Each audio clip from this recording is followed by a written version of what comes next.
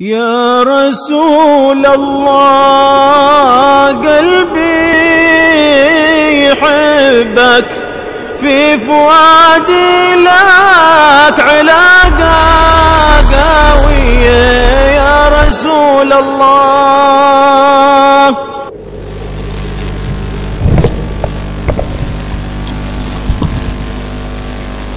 أعوذ بالله من الشيطان الرجيم. بسم الله الرحمن الرحيم. نون والقلم وما يسطرون. ما أنت بنعمة ربك بمجنون، وإن لك لأجرا غير ممنون، وإنك لعلى خلق عظيم. صدق الله العظيم. بسم الله الرحمن الرحيم. بسم الله الرحمن الرحيم. آية تعلما تعلما وتعليما وتذكرا وتذكيرا والنفع والانتفاع والإفادة والاستفادة والحث على التمسك بكتاب الله وسنة رسوله صلى الله عليه وسلم، والدعاء إلى الهدى ودلالة على الخير ابتغاء مرضاته وقربه وثوابه وحسن الخاتمة مع اللطف والعافية وصلاح العاقبة. واشرح لي صدري ويسر لي أمري واحلل عقدة من لساني يفقه قولي واهدي قلبي وسدد لساني. سيدنا محمد صلى الله عليه وسلم. الفاتحة. بسم الله الرحمن الرحيم. الحمد لله رب العالمين الرحمن الرحيم مالك يوم الدين. إياك نعبد وإياك نستعين اهدنا الصراط المستقيم صراط الذين أنعمت عليهم غير المغضوب عليهم ولا الضالين. رب اغفر لي ولوالدي آمين. الحمد لله رب العالمين، والصلاة والسلام على أشرف الأنبياء والمرسلين وعلى آله وصحبه أجمعين. اللهم صل وسلم وبارك وكرم على سيدنا محمد مفتاح باب رحمة الله عدد ما في علم الله، صلاة وسلاما دائمين بدوام ملك الله، وعلى آله وصحبه ومن تبع سنته. لا حول ولا قوة إلا بالله. أما بعد.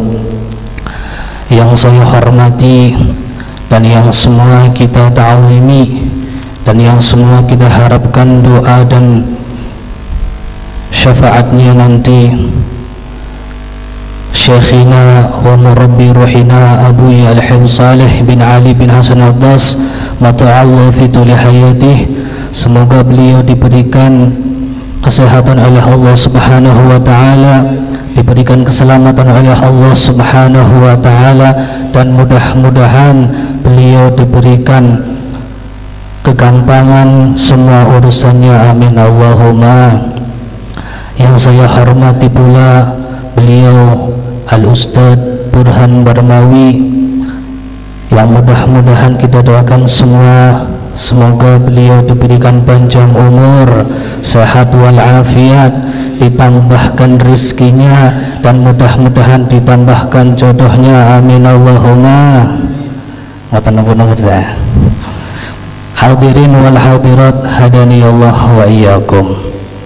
Alhamdulillah, pada kesempatan malam hari ini kita masih dipertemukan oleh Allah Subhanahu wa ta'ala dalam kesempatan sehat wal afiyah, dalam satu majelis yang mana Rasulullah sallallahu alaihi wasallam mengatakan yang seperti ini adalah riyad min riyadil jannah. Semoga perkumpulan kita di sini akan mendapatkan ataupun menjadikan saksi kelak di yaumil qiyamah sebagaimana kita semuanya menjadi ahli surganya Allah Subhanahu wa ta'ala. Amin Allahumma amin. Saya tidak akan panjang lebar karena di tengah-tengah kita ada beliau Al-Ustadz Burhan Barmawi yang insya Allah akan memberikan tausiah kepada kita. Kita dengarkan bersama-sama, mudah-mudahan kita nanti akan mendapatkan ilmu yang manfaat fid dini wad dunya wal akhirah. Amin Allahumma amin. Kepada beliau falyatafadhal al mashkur. Allahumma shalli ala Muhammad.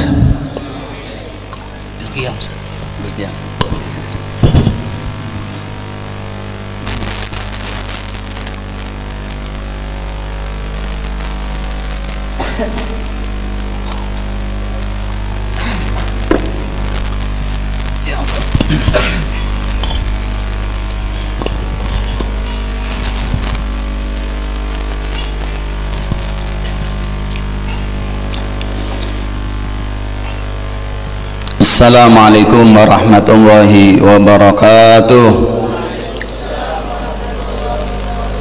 Bismillahirrahmanirrahim. Alhamdulillahi rabbil alamin. Wa bihi nasta'inu ala umuri dunya waddin. Wa sallallahu wa sallam ala sayyidina Muhammadin miftahi babi rahmatillah adada ma fi ilmillah salatan wa salaman daimaini bidawami mulkillah wa ala alihi wa sahbihi wa man walah wa la hawla wa la quwwata illa billah. Amma ba'du, faqad qala Allah subhanahu wa ta'ala man amila salihan fali nafsih wa man asa'a fa 'alaiha wa ma rabbuka bidzallamin lil 'abid. Wa qala Rasulullah sallallahu alaihi wa alihi wasallam khairukum man tala umruhu wa hasuna amaluh. Sadaqallah wa sadaqa Rasulullah sallallahu alaihi wa alihi wasallam. Para habaib yang dimuliakan Allah, para alim, hadirin wal hadirat yang semuanya semoga selalu diberi panjang umur, diberi sehat walafiat, diberi taufik hidayah, diberkahi oleh Allah Subhanahu wa taala barakah umurnya, barakah rizkinya, barakah keturunannya. Seluruh apa yang diberikan oleh Allah untuk kita semoga diberkahi oleh Allah Subhanahu wa taala sesuai apa yang diminta oleh Kanjeng Nabi dalam kunutnya. Wa barik lana fima a'tait. Ya Allah, semoga kau berikan untuk kami keberkahan di dalam semua apa saja yang kau berikan kepada kami. Hadirin wal hadirat hadani wa iyyakum. Alhamdulillah, kita bersyukur kepada Allah Subhanahu wa taala yang telah memberikan banyak kenikmatan untuk kita. Kita masih diberi umur panjang, diberi sehat walafiat, diberi taufik hidayah. Alhamdulillah kita mau dan alhamdulillah kita bisa hadir di tempat yang mulia, dalam acara yang mulia, seluruhnya mulia, kumpul dengan orang-orang yang mulia. Ini merupakan tanda kemuliaan untuk kita. Yang kita harapkan bukan hanya tanda, akan tetapi semoga menjadi kenyataan. Kita semuanya dijadikan oleh Allah Subhanahu wa taala orang-orang yang mulia, mulia di dunia, mulia di akhirat. Amin ya rabbal alamin. Harapan yang lain tidak keluar dari majelis yang mulia ini kecuali seluruh kesalahan dan dosa kita diampuni oleh Allah, hajat dan doa dikabul oleh Allah Subhanahu wa taala. Yang datang membawa penyakit semoga pulang diberi sehat walafiat zahiran wa batinan, seluruhnya dimudahkan urusannya, dimudahkan rizkinya, diberi rizki yang halal, murah, barakah, bisa digunakan untuk ibadah kepada Allah Subhanahu wa taala. Seluruhnya dimudahkan jodohnya oleh Allah. Yang laki-laki mendapatkan jodoh yang salehah, yang perempuan pun mendapatkan jodoh anak orang yang saleh. Yang belum diberi keturunan, semoga seluruhnya diberi keturunan yang saleh-salehah, taat kepada Allah, taat kepada Kanjeng Nabi, berbakti kepada kedua orang tuanya. Harapan lain semoga majelis ini istiqamah, akan terulang nanti di surga Allah Subhanahu wa taala bersama orang tua kita, bersama guru-guru kita, bersama saudara kita, bersama anak cucu kita. Harapannya tidak ada yang nyasar, tidak ada yang masuk neraka, seluruhnya masuk surga Allah Subhanahu wa taala min ghairi sabiqati adab wala itab wala fitnah wala hisab. Amin ya rabbal alamin. Hadirin hadani Allah wa iyyakum, walaupun jasad Al-Habib Saleh tidak ada di tengah-tengah kita, insyaallah tidak mengurangi kemuliaan. Allah Subhanahu wa taala memberikan kemuliaan keberadaan beliau, dan tentunya juga walaupun tidak berada di tengah-tengah kita, tapi kita yakin beliau Al-Habib Saleh tidak melupakan kita. Tadi saya bertanya, Al-Habib Saleh sekarang keberadaan di mana? Beliau sekarang ada di kota Nabi Muhammad SAW, di Al-Madinah Al-Munawwarah. Semoga apa yang dilakukan beliau umrah dan ziarah dijadikan oleh Allah Subhanahu wa taala umrah yang makbulah, ziarah yang makbulah, dan semoga Allah Subhanahu wa taala memuliakan kita bisa berkunjung ke Haramain untuk melakukan ibadah haji, melakukan ibadah umrah dan ziarah Nabi Muhammad SAW. Dan semoga Allah Subhanahu wa taala tidak mematikan kita kecuali memuliakan kita bisa bertemu dengan Nabi Muhammad SAW ya qadatan wa manama. Amin ya rabbal alamin. Hadirin wal hadirat hadani Allah wa iyyakum. Majelis yang mulia, terasa kita tidak pengen bangun dari tempat ini. Sebabnya bagaimana tidak, tadi disampaikan majelis seperti ini dikatakan Nabi Muhammad SAW bagian daripada raudhah min riyadil jinan, taman dari taman-taman surga. Semoga Allah Subhanahu wa taala pada saat ini kita berada di taman surga, pada saatnya kita seluruhnya masuk surga Allah Subhanahu wa taala. Amin ya rabbal alamin. Ikhwani hadana wa iyyakum, seperti hari-hari ini diceritakan Al-Habib Abdullah bin Husin bin Tahir, pengarang kitab Sulamut Taufik, mengulang cerita apa yang sering kita mendengar dari para ulama kita, khususnya para habaib, menceritakan sosok pribadi Al-Habib Abdullah bersama keluarganya. Pada bulan-bulan, pada hari seperti ini, bulan Sya'ban, beliau selalu mengumpulkan putra-putrinya. Setelah mereka kumpulkan apa yang dilakukan oleh Habib Abdullah bin Husin bin Tahir, beliau bertanya satu demi satu dari putra-putrinya. Pertanyaannya seputar rencana apa yang akan dilakukan pada bulan Ramadan yang akan datang. Coba kalau kita tidak ada yang nanya, ya kita tanya pada diri kita, rencana apa yang akan kita lakukan di bulan Ramadan yang akan datang. Pertanyaan ini disampaikan selalu oleh Al-Habib Abdullah bin Husin bin Tahir sebelum memasuki bulan Ramadan. Maka tentu putra-putri yang saleh dan salehah menjawab dengan jawaban yang menggembirakan sang abah, menggembirakan sang ayah. Seluruhnya mempunyai rencana melakukan ibadah yang jauh lebih baik daripada Ramadan-Ramadan yang sudah lewat. Maka ya ikhwan hadana wa iyyakum, setelah seluruh putra-putrinya ditanya oleh Al-Habib Abdullah bin Husin bin Tahir, seluruhnya menjawab dengan jawaban yang menggembirakan ayahnya. Ada seorang anak yang memberanikan diri bertanya kepada abahnya Al-Habib Abdullah bin Husin bin Tahir, "Ya abah, kalau engkau tadi bertanya kepada kami akan rencana apa yang akan kami lakukan di bulan Ramadan, kami pun menjawab seluruhnya, dan abah senang mendengarkan jawaban dari kami. Sekarang maaf, saya mau tanya abah, apa rencana engkau yang akan engkau lakukan di bulan Ramadan yang akan datang?" Maka jawab sang abah, "Wahai anak-anakku, abah akan melakukan untuk tahun ini seperti apa yang lakukan bulan Ramadan tahun kemarin. Abah akan melakukan sama dengan Ramadan tahun kemarin." Putra-putrinya bengong. "Bagaimana ya abah, engkau menganjurkan kepada kami putra-putrinya untuk meningkatkan ibadah, sedangkan engkau rencana tahun kemarin dan untuk Ramadan tahun ini tidak ada perbedaan?" Maka hadirin hadana wa iyyakum, abahnya pun bertanya kepada anak-anaknya, "Wahai anak-anakku, apakah kau melihat 1 menit yang dibuang abah sia-sia? Apakah kamu melihat 1 menit apalagi 2 menit. Sesaat yang apa tidak gunakan untuk ibadah kepada Allah Subhanahu wa taala. Andaikan 1 hari itu bisa saya beli 1 hari bukan 24 jam, dengan membeli bisa 25, bisa 30 jam, maka Abah akan membeli waktu dan Abah akan gunakan waktu itu seluruhnya untuk ibadah kepada Allah Subhanahu wa taala. Itulah Al-Habib Abdullah bin Husin bin Tahir yang beliau mengatakan, alhamdulillah mundu balagtu ma fa'altul makruh wa ma hamamtu bi fi'lil makruh. Alhamdulillah, sejak aku balik pada umumnya anak-anak balik itu usia 12, 13, 14 tahun. Pada usia seperti itu, kata Al-Habib Abdullah bin Husin bin Tahir, alhamdulillah semenjak aku balik aku tidak pernah melakukan makruh sampai meninggal dunia. Luar biasa. Semenjak balik, kalau makruh saja ditinggal, apalagi yang haram.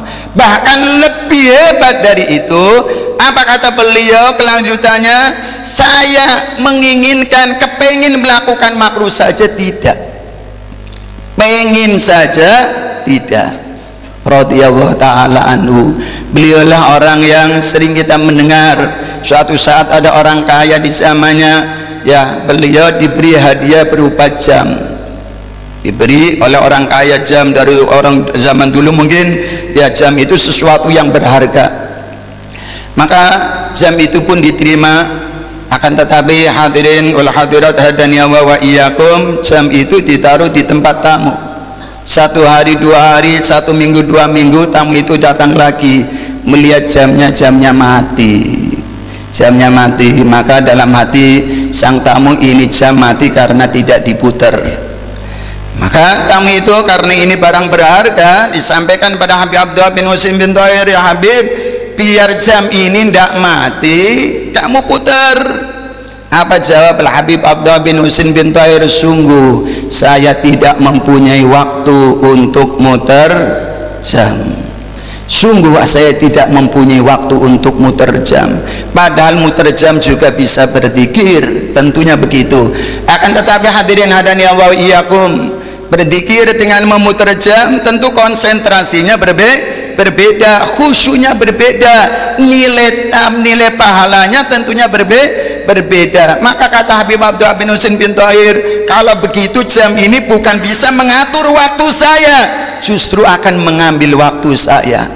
Itulah hadirin hadani Allah wa iyyakum, kita malu, kita tidak mempunyai amaliyah yang ya istimewa. Tetapi seperti beliau hari-harinya di dalam manakibnya, ya beliau itu dalam ibadahnya diantaranya membaca salawat ala Nabi Muhammad SAW setiap hari tidak keluar dan tidak kurang dari 25.000 kali, tidak kurang dari 25.000 kali. Ini baru salawatnya, belum salat sunnahnya, belum ngajarnya, belum Al-Qur'annya dan lain-lain. Saya pernah mendengar wirid beliau di malam hari, beliau salat, di antaranya rakaat pertama beliau menghatamkan Al-Quran, rakaat kedua beliau membaca surat Al-Ikhlas 10.000 kali.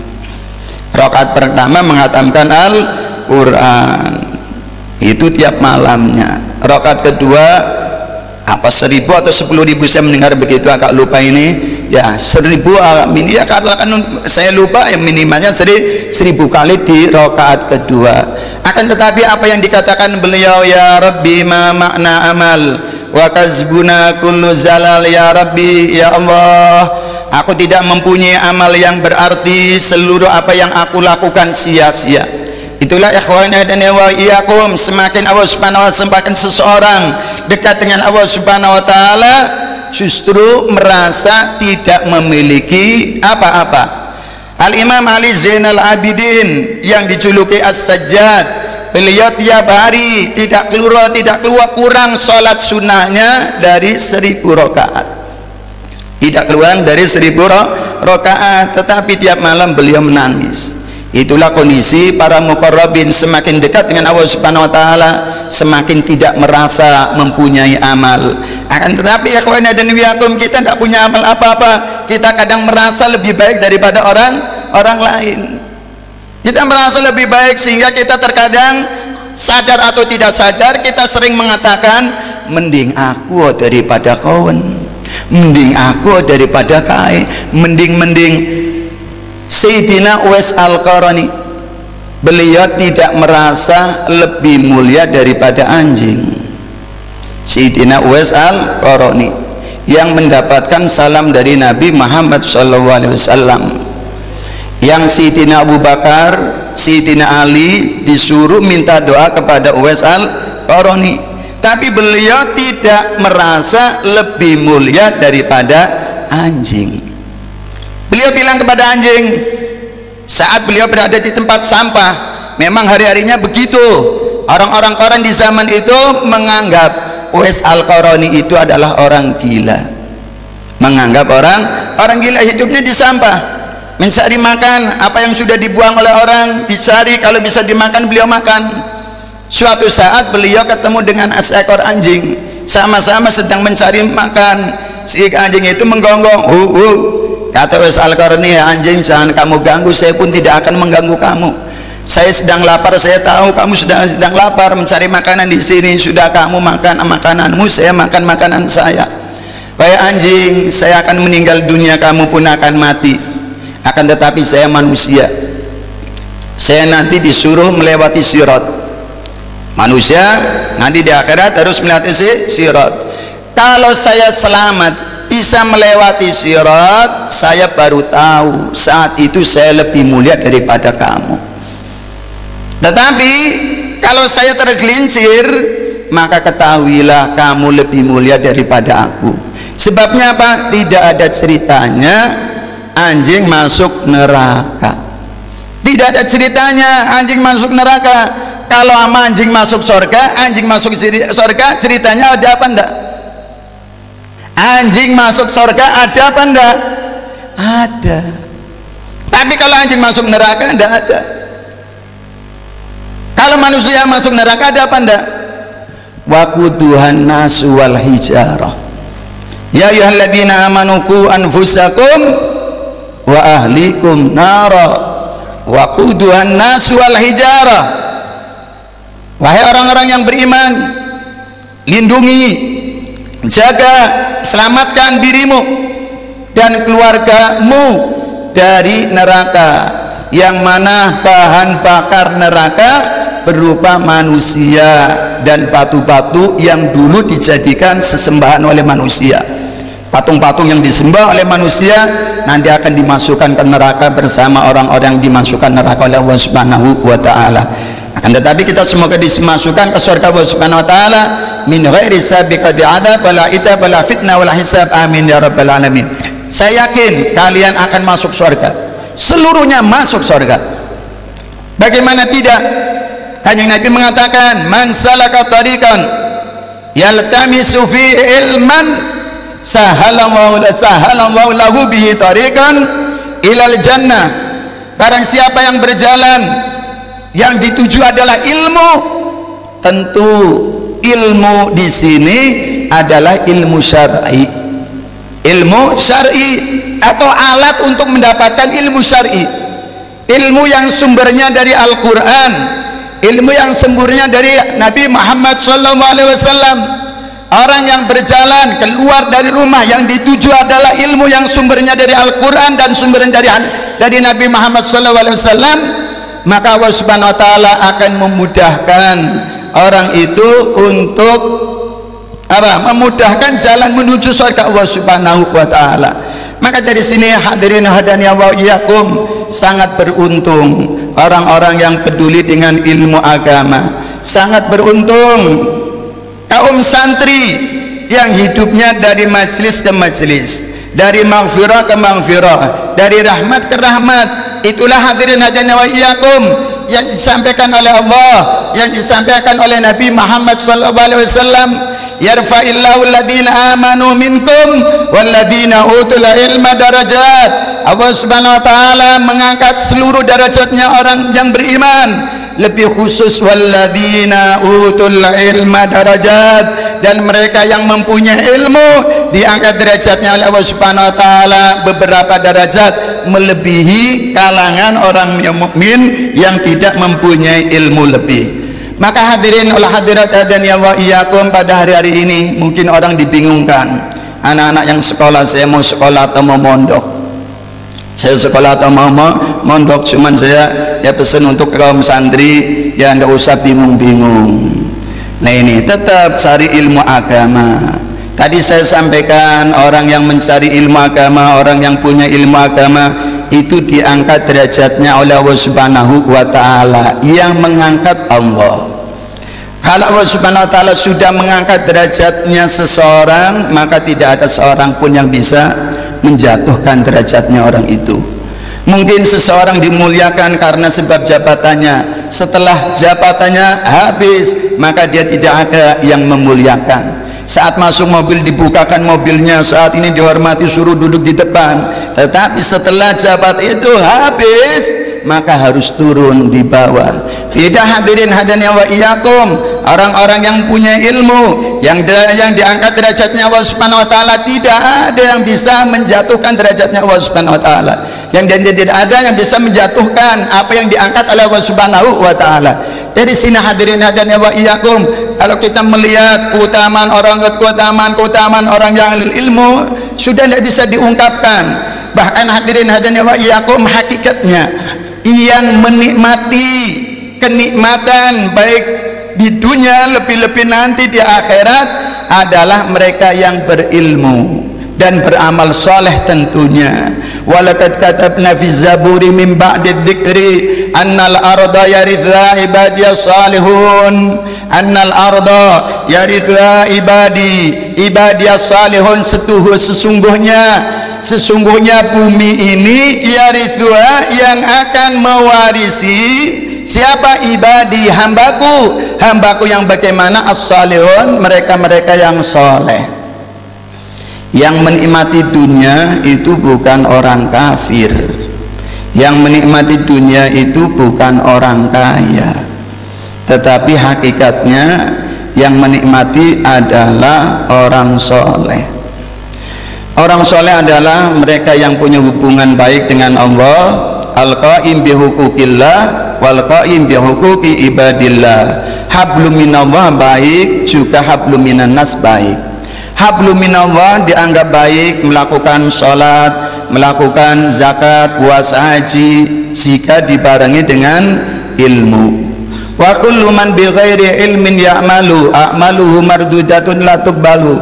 Orang beramal, orang beribadah, orang melakukan sholat, amal ibadahnya kalau tidak dibarengi dengan ilmu, mardudatun, pasti ditolak.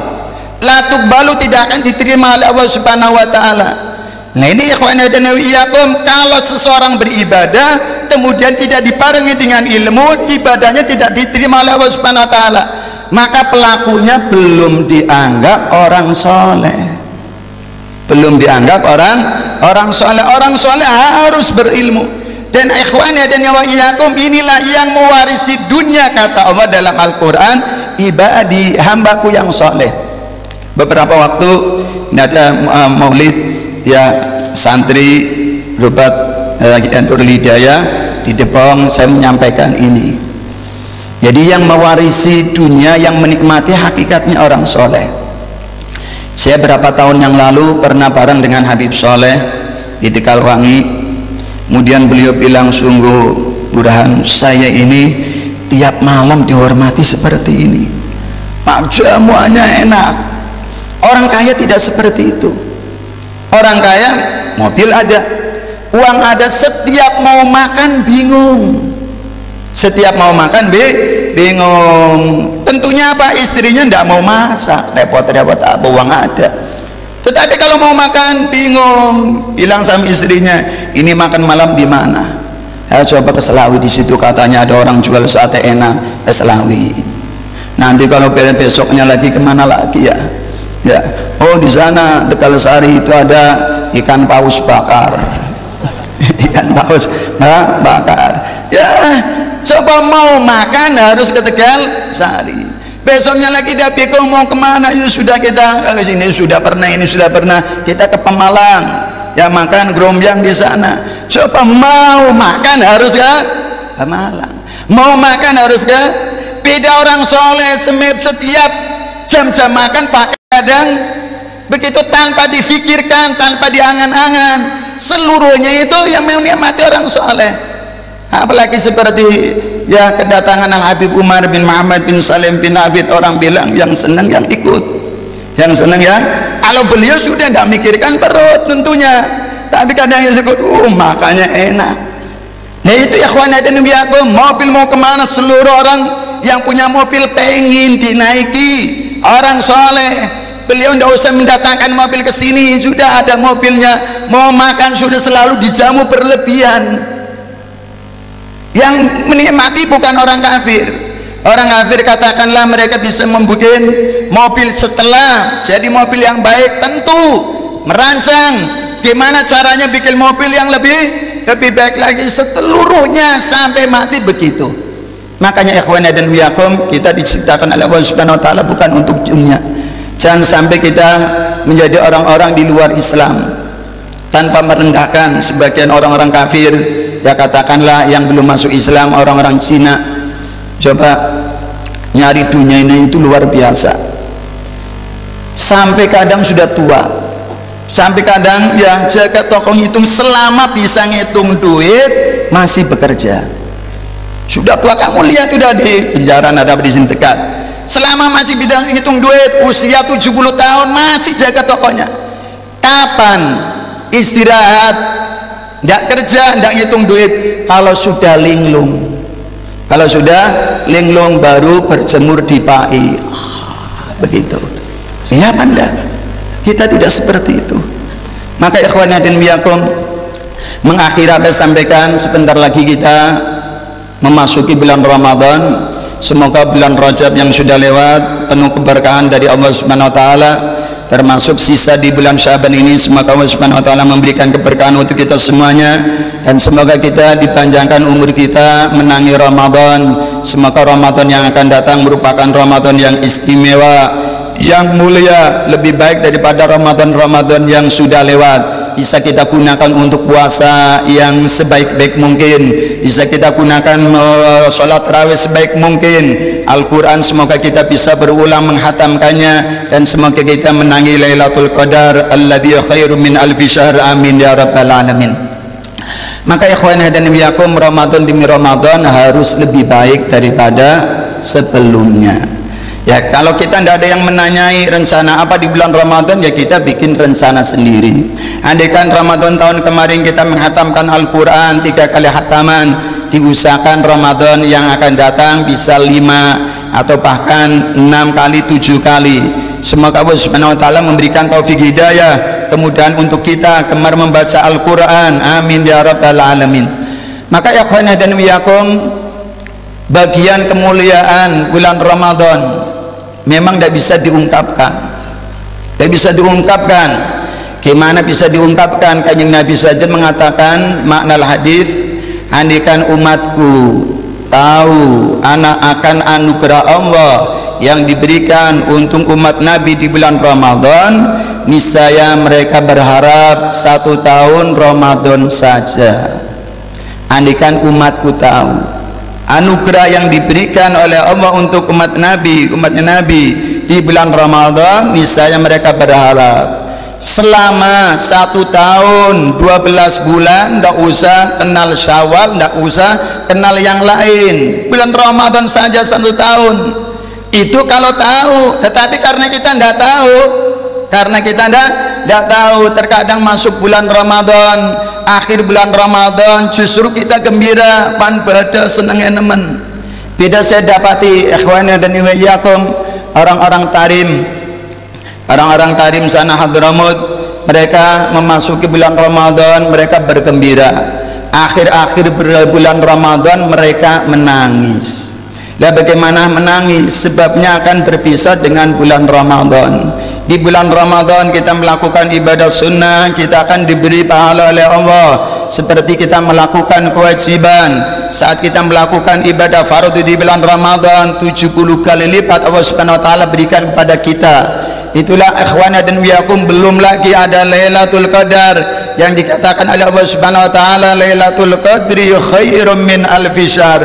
Tidak ada bulan yang dirindukan oleh Allah melebihi bulan Ramadan. Tidak ada bulan yang dirindukan oleh Nabi Muhammad SAW melebihi bulan Ramadan. Kanjeng Nabi berdoa 2 bulan sebelum Ramadan, Allahumma barik lana fi Rajab wa Sya'ban wa ballighna Ramadan.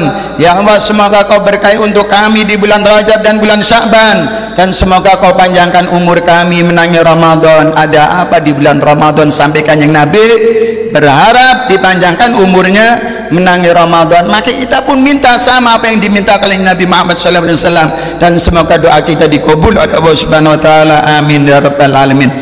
Hadirin hadanya wa iyyakum, khususnya di bulan Ramadan adalah puasa Ramadan. Ya ayyuhalladzina amanu kutiba alaikumusiyam kama kutiba alal ladzina min qablikum la'allakum tattaqun. Ibadah puasa itu ibadah yang kata Allah pahalanya tidak pakai takaran. Kita melakukan sholat jamaah 27 kita peroleh. Kita membaca Al-Quran, setiap hurufnya kita minimalnya akan mendapatkan 10 pahala jika kita membacanya tidak mempunyai wudu. Ya apa enggak? Kalau kita punya wudu baca Al-Quran, satu hurufnya bukan 10 tapi berapa? 25 kata Imam Ali karamallahu wajhah. Kalau kita membaca Al-Quran di dalam sholat sunnah, kita duduk, kita baca Al-Quran, kita sholat qobliyah ba'diyah atau kita sholat apalah, kita duduk, kita baca Al-Quran, setiap hurufnya kita akan mendapatkan 50 pahala. Kalau kita sholat dengan berdiri, baik itu sholat fardu atau sholat sunnah, maka satu hurufnya 100 pahala. Ikhwan dan iyyakum, setelah kalau kita ini khususnya kaum santri atau siapa saja yang mendengarkan sholat sunnah itu boleh dilakukan duduk, tapi jangan duduk, jangan sampai kalian ngaji jadi tambah bodoh. Orang ngaji tambah, jangan. Saya pernah dapati sebagian anak-anak yang belajar dulu sama saya sampaikan sholat sunnah itu boleh dilakukan dengan duduk. Subhanallah, itu pengajian ba'dal maghrib sampai isya, masuk waktu isya adzan, lah anak-anak sholatnya dengan duduk. Anak saya pada masih muda-muda sholatnya dengan duduk qobliyahnya. Ini anak-anak tambah bodoh, bukan tambah pinter. Dulu sebelum tahu mereka sholatnya dengan berdiri, pahalanya sempurna. Setelah tahu hukum justru tambah bodoh, sholatnya dengan duduk. Yang sepuh-sepuh berdiri, yang muda duduk. Terkadang juga orang bilang, ya sang guru menyampaikan, rezeki itu tidak akan bertambah dan tidak akan berkurang. Kamu kerja pontang-panting, rezekimu tidak akan bertambah, dan kamu juga tidak kerja, meninggalkan pekerjaan, rezekimu tidak akan berkurang. Itu betul, tetapi jangan jadi orang bodoh. Terkadang ya saat sebelum mendengar keterangan ini dia mau bekerja, mau memberikan nafkah terhadap istrinya, peduli dengan anak istrinya. Setelah ngaji tidak mau kerja, setelah ngaji tidak mau kerja, meninggalkan kewajiban. Ikhwan dan ya wa iyyakum, apakah kanjeng Nabi menelantarkan keluarganya? Apakah kanjeng Nabi tidak usaha? Kanjeng Nabi usaha. Apa yang dilakukan oleh kanjeng Nabi? Berdagang. Kanjeng Nabi membawa dagangannya Siti Khadijah. Kanjeng Nabi berdagang.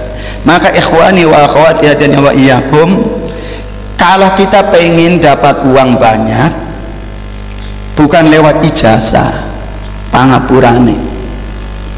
Kadang anak-anak belajar di sekolah, ya walafu sebelumnya ini yang dicari dari ijazah ke ijazah.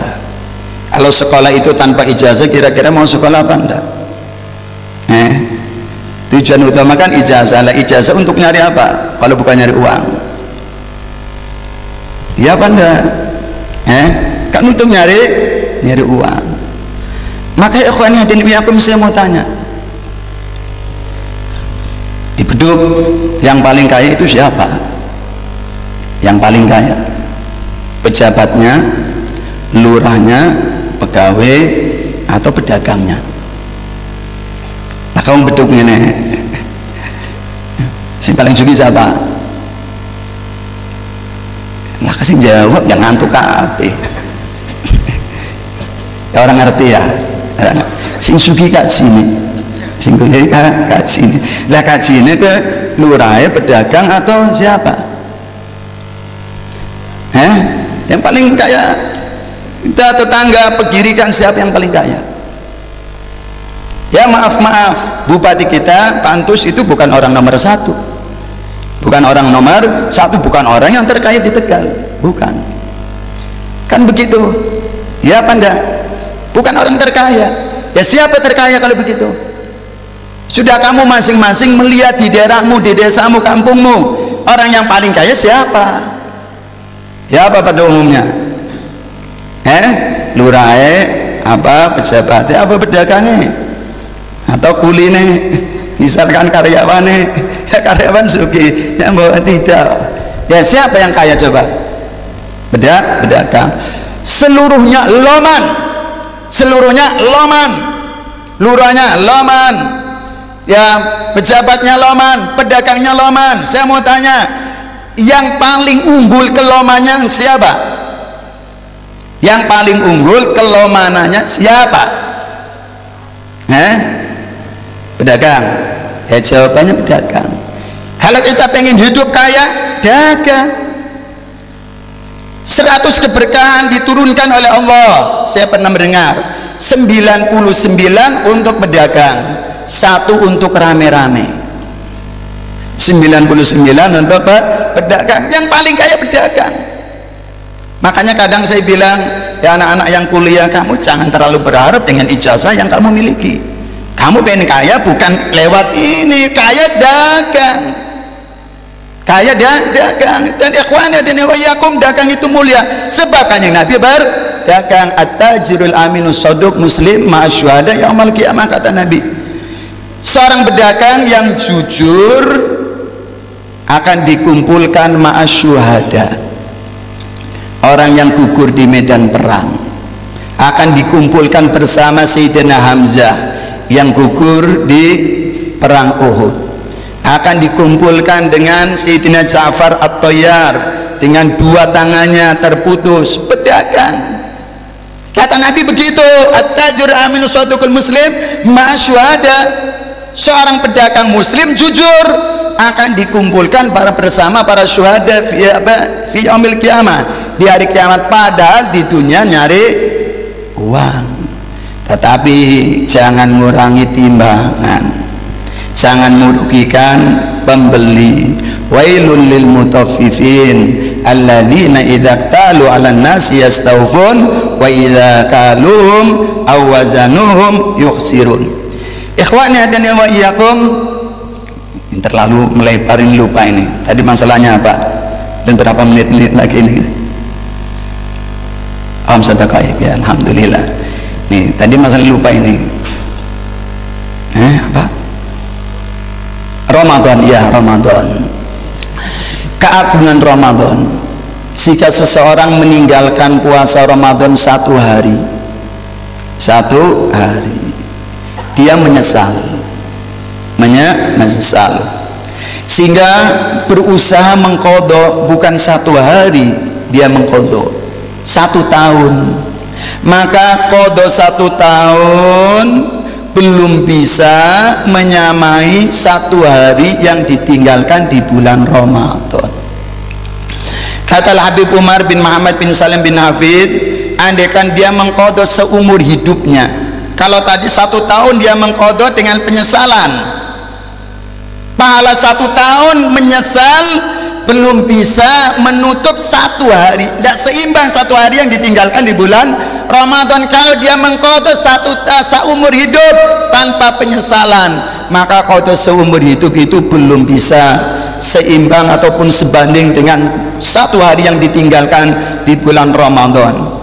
Keagungan puasa ya secara umum ikhwanah dan iyyakum, kalau tadi saya bilang ibadah-ibadah seluruhnya ada takarannya, sholat ada takarannya, Al-Quran ada takarannya, kecuali puasa. Kecuali puasa, dia tidak makan karena Allah, dia tidak minum karena Allah, dia meninggalkan syahwatnya karena Allah Subhanahu wa taala.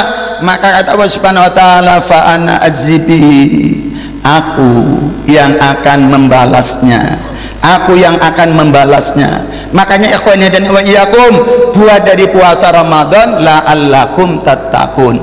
Ikhwani dan wa iyyakum, bulan Ramadan maka kita penuhi. Gimana caranya supaya bulan Ramadan ini benar-benar istimewa? Harapannya ikhwani dan wa iyyakum, gimana caranya kita penuhi sebisa mungkin.